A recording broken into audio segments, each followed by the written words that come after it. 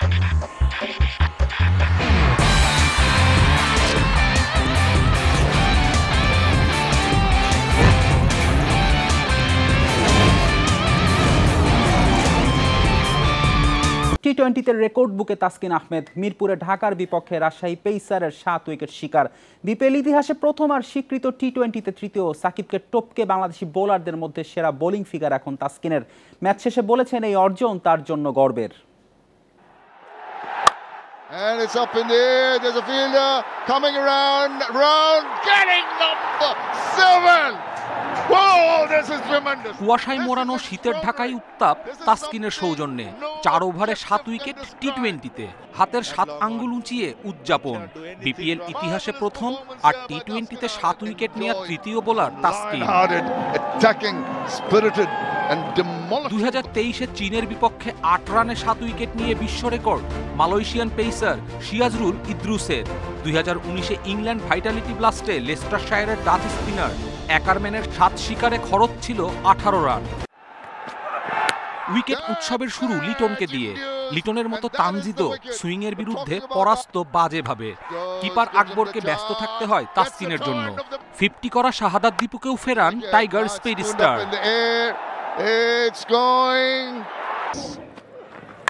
চতুরঙ্গ ডিসিলভা আলাউদ্দিন বাবু তাসকিনের পেস বৈচিত্র্যের ফাঁদে আটকেছেন। বিপিএল ক্যারিয়ারে ফাইফার পূর্ণ হয় দ্বিতীয়বার। মুগ্ধকে বোল্ড করে স্পর্শ করেন মোহাম্মদ আমিরকে। আমির 17 রানে 6 উইকেট নিয়েছিলেন 2020 বিপিএলে।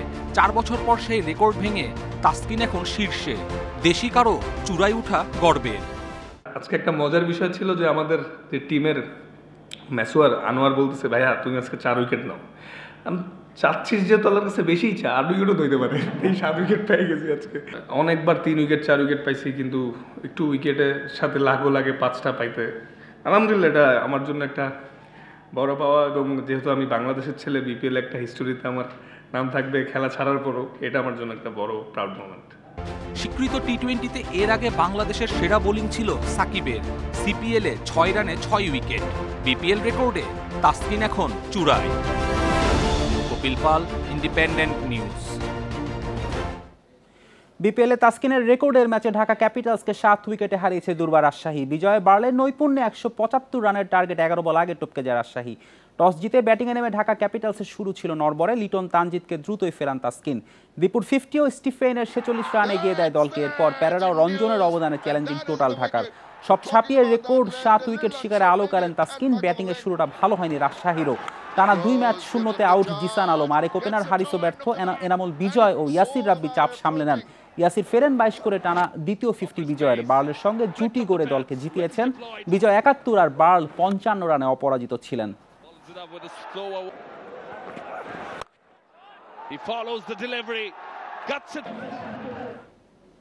বিপিএল এর টানা তৃতীয় জয় পেল Rangpur Riders. Global Super League চ্যাম্পিয়নরা 8 উইকেটে হারিয়েছে বিপিএল এর ডিফেন্ডিং চ্যাম্পিয়ন ফরচুন বরিশালকে।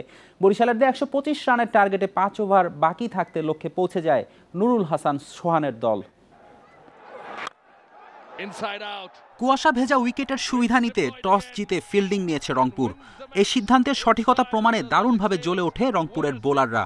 তবে একই সঙ্গে মুশফিক, শান্ত, হৃদয়দের ব্যর্থতাও বরিশালের ব্যাটিং ধসের বড় কারণ। তামিম ইকবালের শুরুর ঝড়ে ওপেনিং জুটিতে আসে 25 রান।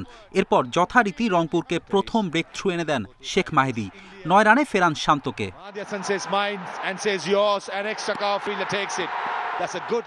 ব্যর্থ তাওহিদ হৃদয় পাকিস্তানি পেসার আকিফ জাভেদের বাউন্সারে পরাস্ত হন। ছন্দে থাকা তামিম ইকবাল বোল্ড নাহিদ রানার বলে। রংপুর পেসারদের গতি আর সুইংয়ের সঙ্গে পেরে ওঠেনি বরিশাল। রাইডার্স স্পিনাররাও আলো কেড়েছেন। 2 পাকিস্তানি ইফতেখার ও খুশদিল মিলে নিয়েছেন 5 উইকেট। মেয়ার্স, মুশফিক, ফাহিম আশরাফকে ফিরিয়ে বরিশালের মিডল অর্ডার গুড়িয়ে দিয়েছেন তারা। বরিশালের কোনো ব্যাটার জ্বলে উঠতে পারেননি। তাতে রংপুরকে ছুড়ে দেওয়া যায়নি চ্যালেঞ্জিং টার্গেট। 125 রানের লক্ষ্য দিয়েও অবশ্য বরিশালকে শুরুতে ব্রেক থ্রু এনে দেন যুব এশিয়া কাপের টুর্নামেন্ট সেরা ইকবাল হোসেন ইমন। ইনিংসের দ্বিতীয় ওভারে 2 উইকেট তুলে নেন ইমন। আজিজুল হাকিম তামিম ও তৌফিক খান দুজনকেই ফেরান শূন্যতে। এমন দারুণ শুরুর পরও মোমেন্টাম ধরে রাখতে পারেনি বরিশাল। অ্যালেক্স হেলস ও সাইফ হাসানের অবিচ্ছিন্ন 107 রানের জুটি বরিশালকে ম্যাচ থেকে ছিটকে দেয়। সাইফ 62 ও হেলস অপরাজিত ছিলেন 43 রানে। টানা 3 জয়ে পয়েন্ট টেবিলে সবার ওপরে রংপুর রাইডার্স। আসরে এখন পর্যন্ত একটির বেশি জয় নেই অন্য কোনো দলের। ফেরদৌস ইসলাম, ইন্ডিপেন্ডেন্ট নিউজ। বিপিএল টিকিট নিয়ে আবারও বিশৃঙ্খলা। লম্বা সময় অপেক্ষা করেও টিকিট না পেয়ে ক্ষুব্ধ দর্শকরা ভাঙচুর চালায় মিরপুর বুথে, দিয়েছে আগুন। কালোবাজারি আর অনিয়মের অভিযোগ সমর্থকদের। বিসিবির সমন্বয়হীনতাকে দুষছেন তারা। বদলের স্বপ্ন দেখিয়ে বিতর্ক এড়াতে পারছে না বিসিবি। বিপিএল এর টিকিট নিয়ে রাগ ক্ষোভ অব্যাহত। 3 দিনের ব্যবধানে দুবার ঘটল অপ্রীতিকর ঘটনা। মিরপুরের টিকিট বুথে ভাঙচুর, আগুন দিয়েছে ক্ষুব্ধ দর্শক। অব্যবস্থাপনা নাকি উদাসীনতা, দায় এড়াতে পারে না বিসিবি। অনলাইনে টিকিট ছেড়েও সমস্যার সমাধান হয়নি। সরাসরি বুথে গেলেও ভোগান্তির শেষ নেই টিকিট প্রত্যাশীদের। তাদের অভিযোগ চড়া দাম, অনিয়ম আর কালোবাজারি নিয়ে। অনেক লেট হচ্ছে, কারণ টিকিট দিচ্ছে না, বলছে টিকিট নাই। টিকিট নাই তো টিকিট যাই কোথায় তাহলে? এটা কোনো কথা হলো? যার কারণে সকাল থেকে এসে যদি লাস্টে শুনতে হয় যে টিকিট নাই, তাহলে কিভাবে মানুষ শুনবে এগুলো? 200 টাকা টিকিট তো নাই, 500 টাকা টিকিট নিয়ে বিশৃঙ্খলা এবারই মাত্রা ছাড়িয়েছে। এজন্য বিসিবির সমন্বয়হীনতাকে দায়ী করছেন দর্শকরা। বিপিএল এর টিকিট নিয়ে জটিলতা বড় চিন্তা বিসিবির জন্য। দ্রুতই সমস্যা সমাধানের আশ্বাস দিয়েছেন বিসিবি সভাপতি। হয়তো আগে কেউ নজর দেয়নি ওইভাবে, বা ওই চিন্তাটাই ছিল না। আমার মনে হয় যে আমি হোম সিরিজে এবং আমার বাই দিস টাইম বিপিএল এর শেষে আপনি দেখবেন যে অ্যাটলিস্ট 60 to 70% ডিজিটালাইজড হয়ে যাবে টিকিটিং সিস্টেম। টেকনোলজি একদিনে সব হবে না, আস্তে আস্তে সব বেটার হয়। সো এটা আমরা চেষ্টা করব যে এই সিস্টেমটা যাতে আমরা রেখে যেতে পারি ভালো, সব কিছু ভালোর জন্য। ডিজিটাল প্রক্রিয়ার সঙ্গে মানিয়ে দর্শকদের ধৈর্য রাখার অনুরোধ বিসিবির। Mohammad Nazim, Independent news, Dhaka. টি-20-র নেতৃত্ব ছাড়লেন নাজমুল হোসেন শান্ত, তবে টেস্ট ও ওয়ানডেতে অধিনায়কত্ব চালিয়ে যাবেন বলে জানিয়েছেন তিনি। আনুষ্ঠানিকভাবে না জানালেও বিসিবির সূত্রের বরাত দিয়ে জানিয়েছে গণমাধ্যম। ফলে আগামী মার্চে ঘরের মাঠে জিম্বাবুয়ের বিপক্ষে পরবর্তী টি-20 সিরিজ সময় নিয়ে অধিনায়ক ঘোষণা করতে চায় বিসিবি। সবশেষ উইন্ডিজ সফরে ব্যাটে ব্যর্থ হলেও অধিনায়কত্বে সফল ছিলেন লিটন দাস। তার নেতৃত্বে 3-0 ব্যবধানে সিরিজ জেতে বাংলাদেশ। ধারণা করা হচ্ছে দীর্ঘমেয়াদের শর্টার ফরম্যাটের দায়িত্ব পাচ্ছেন লিটন।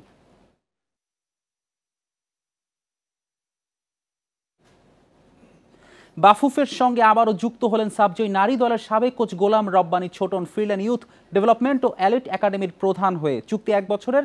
নতুন চ্যালেঞ্জে আশাবাদী ছোটন জাতীয় দলের জন্য মানসম্পন্ন ফুটবলার তৈরির লক্ষ্যে কাজ করবেন। সাবজয়ী নারী দলের প্রথম কোচ গোলাম রব্বানী ছোটন পুরনো ঠিকানায় ফিরলেন নতুন পরিচয়ে। এবার নারী দল নয়, বাফুফে ইয়ুথ ডেভেলপমেন্ট ও এলিট একাডেমির প্রধান হয়ে নতুন স্বপ্ন নিয়ে। সফল হয়েও বিগত কমিটির আমলে কাজ করার স্বাধীনতা পাননি ছোটন। অনেকটাই অভিমানে নেন বিদায়। 19 মাস পর ফিরলেন চাপমুক্ত হয়ে কাজ করতে পারার নিশ্চয়তা নিয়ে। আমাদের মাননীয় প্রেসিডেন্ট এবং আমাদের ভাইস প্রেসিডেন্ট ওদের সাথে আলাপ হয়েছে।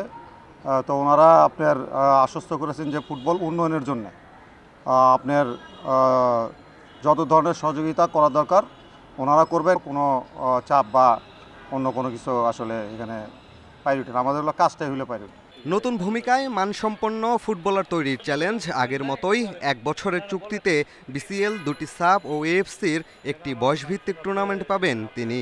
আমাদের সর্বোচ্চ প্রায়োরিটিটাই থাকবে যে প্লেয়ারদের উন্নয়ন করা এবং ভালো প্লেয়ার বাংলাদেশের যেন ভালো প্লেয়ার প্রডিউস হয় এবং বাংলাদেশ ন্যাশনাল টিম শক্তিশালী হয় এবং প্লেয়ারও আপনার তারা ব্যক্তি জীবনেও যেন আপনার সফল হয়। কোনো বিজ্ঞপ্তি ও সভা ছাড়াই এই পদে ছোটনকে নিয়োগ দিয়েছে বাফুফে, যার ব্যাখ্যা দিয়েছেন ডেভেলপমেন্ট কমিটির চেয়ারম্যান। যেহেতু সামনে বিসিএল চলে আসছে, এলিট একাডেমি বিসিএল এ পার্টিসিপেট করবে এবং আন্ডার-15, আন্ডার-17 আমাদের একটা পরিকল্পনা ভালো রয়েছে। সার্বিক দিক বিবেচনা করে যারা আমাদের পটেনশিয়াল কোচ আছেন দেশে, তাদের সকলের বিষয়টা বিবেচনা করে ফেডারেশনে আমরা মনে করেছি যে ছোটন তার যে পূর্বের ব্যাকগ্রাউন্ড এবং তার যে পারফরমেন্স রেকর্ড সবকিছু মিলিয়ে কিউডিসি। বর্তমানে বন্ধ আছে বাফুফের এলিট একাডেমি।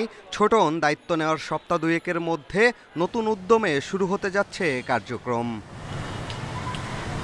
পিয়াস Saha, independent news, Dhaka. BPL ফুটবলে বছরের প্রথম দিন শুক্রবার ফর্টিস এফসির বিপক্ষে নামে ঢাকা আবাহনী। কিংস এরানায় ম্যাচ শুরু দুপুর 2:45। একই সময় ব্রাদার্সের প্রতিপক্ষ ফকিরের পুল। মারুফুল হকের অধীনে বিদেশি ছাড়াই মৌসুমে বেশ ভালো খেলেছে আবাহনী। বর্তমান চ্যাম্পিয়ন বসুন্ধরাকেও লিগে প্রথমবার হারিয়েছে। এই ছিল আজকের যত খেলায়। আমন্ত্রণ আমাদের পরের আয়োজনে।